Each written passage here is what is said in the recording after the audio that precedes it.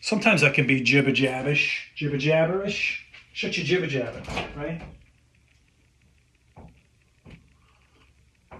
For sure, sometimes I can be. So can Looch. When we have a Battle of Wits. Battle of Wits with Looch. It's me, it's Deckard and Looch trying to, I don't know, marvel each other. Get each other marveled over our made-up stories. Mine are mostly made up. His are mostly facts. He got more Wikipedia entries than I do, that he knows about, that he knows. Like he knows more Wikipedia entries than I do by a large factor, and he knows it, but he doesn't know how much that large factor is, and I'm not telling him. So we have a battle of wits where he tries to convince me about something that I don't know about, and then I try to convince him back of something that I think he doesn't know about. It's a battle of wits. And so in order to get to a position of advantage on Looch, because he knows so much more Wikipedias than me, I got to make stuff up out of whole cloth, my imagination. And so I got to take two advantages when I can. One is I start to talk like the Looch in those battle of wits with the Looch. I talk like him. Why? Two reasons. One, it opens me up to a Loochian perspective on the world. Just when I start talking like him, I start thinking like him, I start speaking like him, the words come out like him. Like I can access Looch's brain a little bit. I need that advantage because he's got more Wikipedias than me. But also it just allows me to think a different perspective from me, from Deckard. Deckard thinks Deckard's way, Looch thinks Looch's way. I can tap into both when I talk like the Looch, but when I just talk normal like Deckard, I lose access to the Looch. It's hard to describe it. I got other videos I made about talking about it. So anyway, I got to take the advantages that I can. But even still, I got to end up making up things that he doesn't know about, that don't really exist, but I got to sell it to him. That's why it's a battle. I got to battle his wits by trying to convince him about something like a clown bird, for example, which doesn't exist. But I got to talk to him like, did you know about a clown bird? Yeah, you ever heard about the clown bird?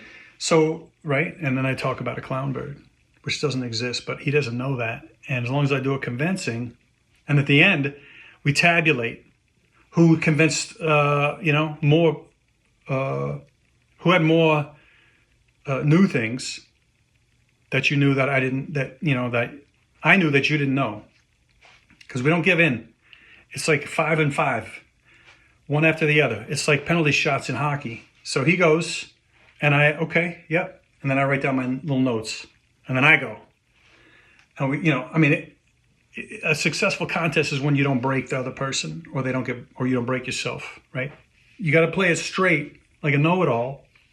These are all types of know-it-alls. I'm sorry. Yeah, gabbergaws, jibber-jabber-jaws, cabbergaws. There's a know-it-all personality at the heart of it. Talkers talk because they know what they're talking about, or they think they know what they're talking about, and they can't not tell you about it. That's the know-it-allness of the gabbergaw tradition.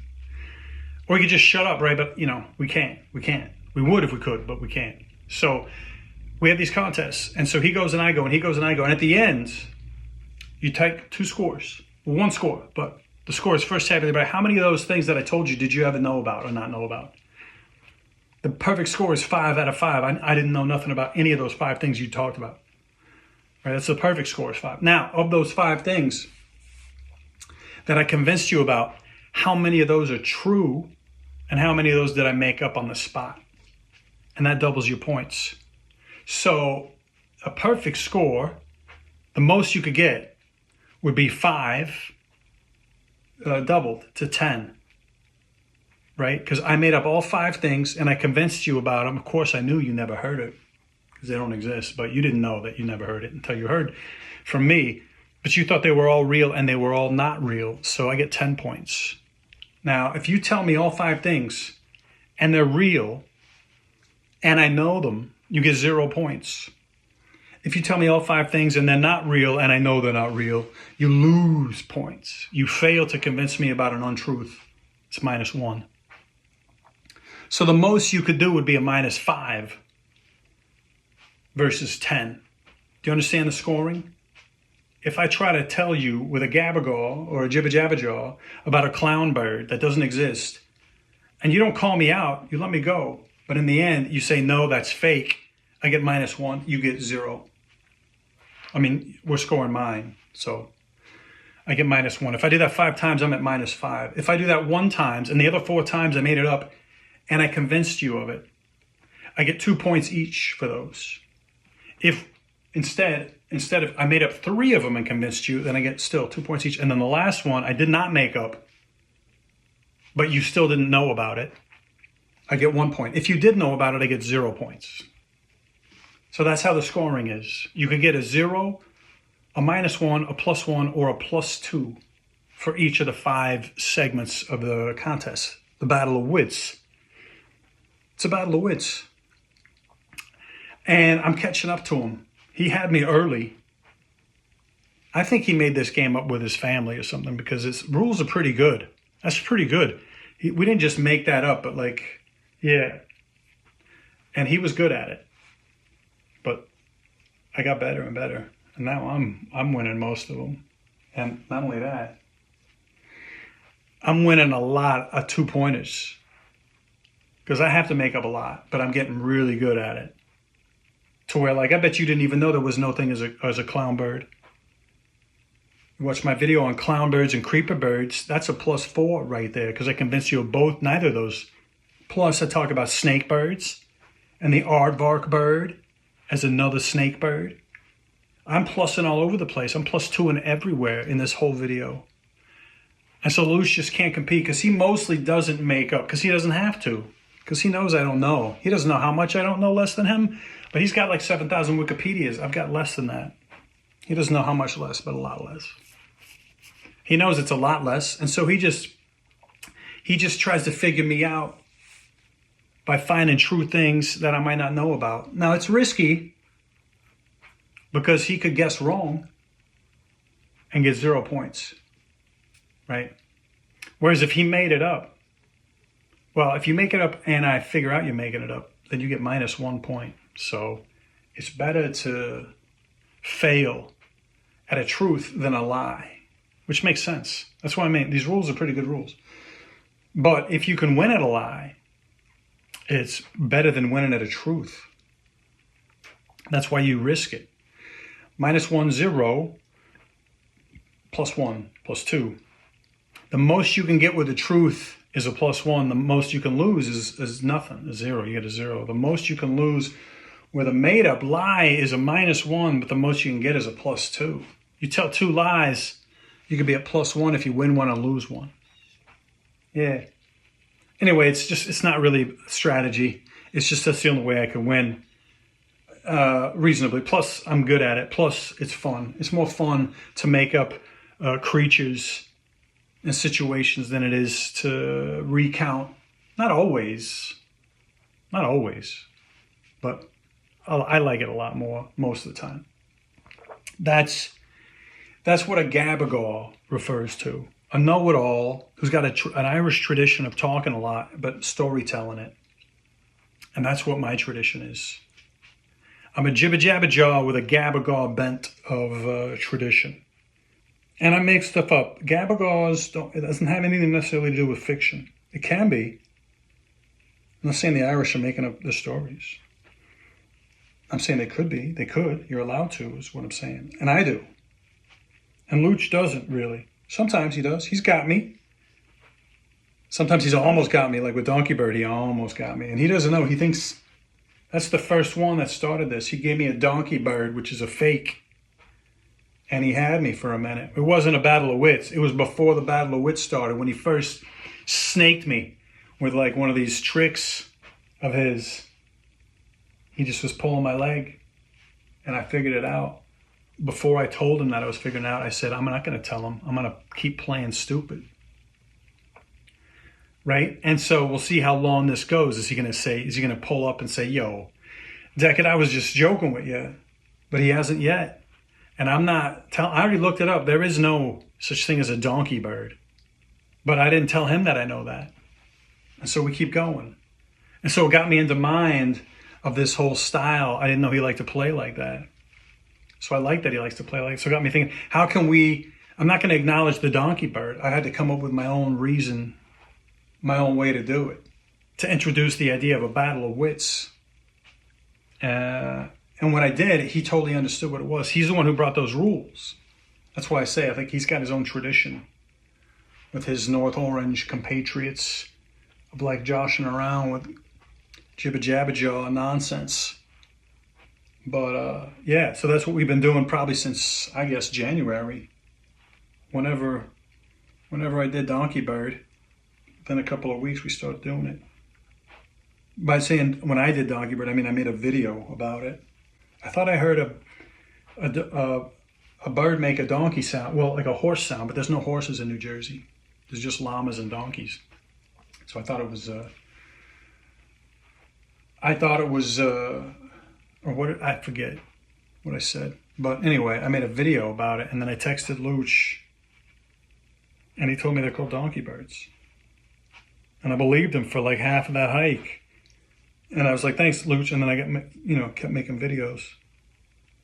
And then I realized that he was pulling my leg, and I didn't tell him.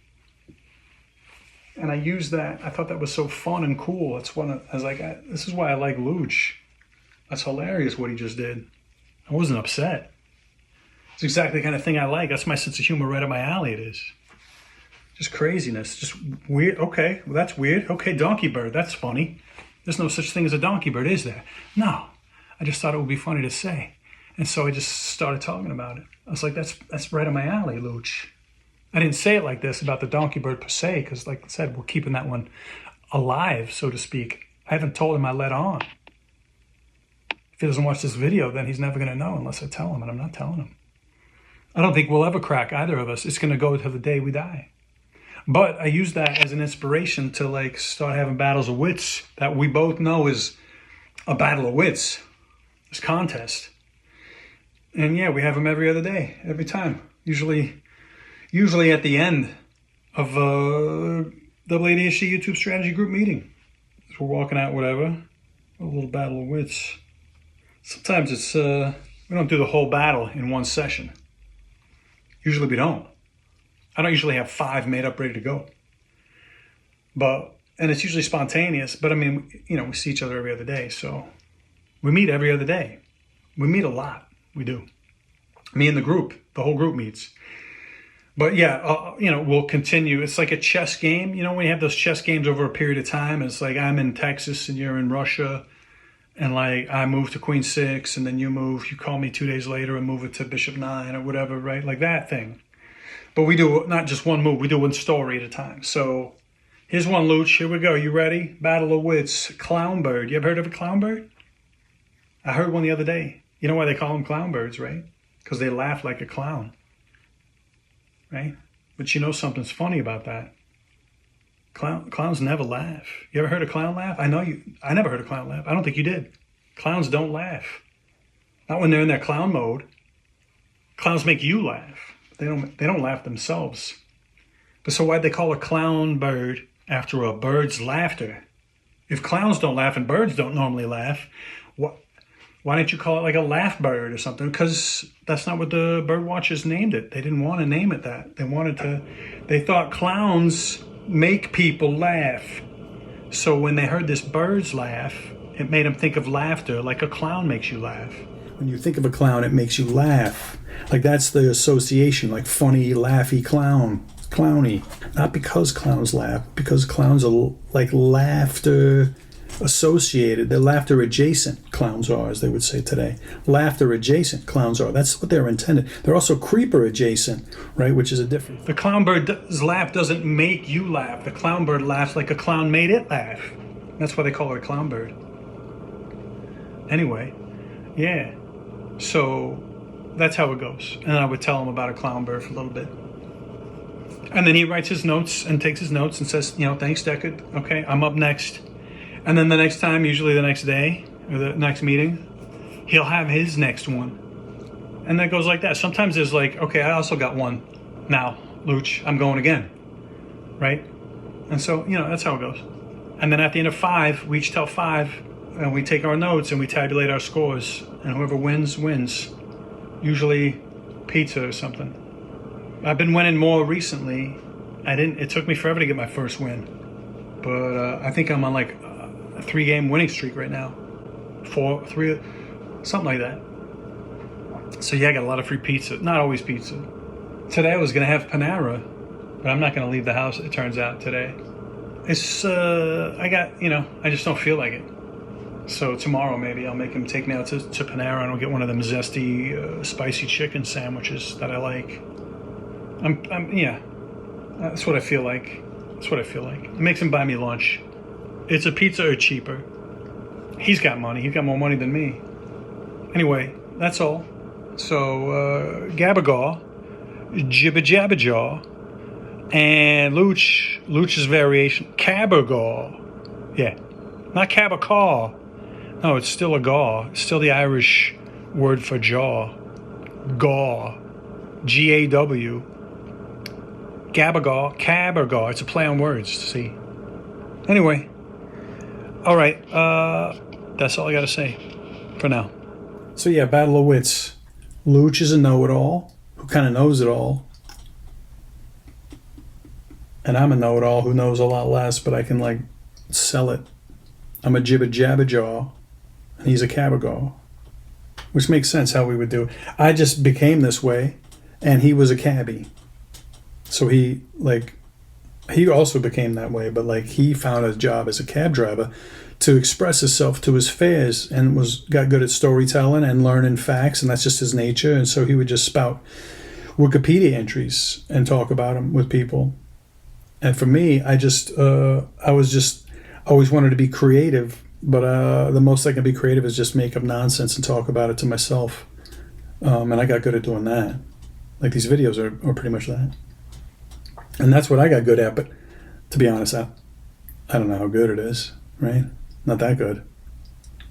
It's not that good. Nobody's watching them, but I have faith and hope that maybe one day somebody will find something.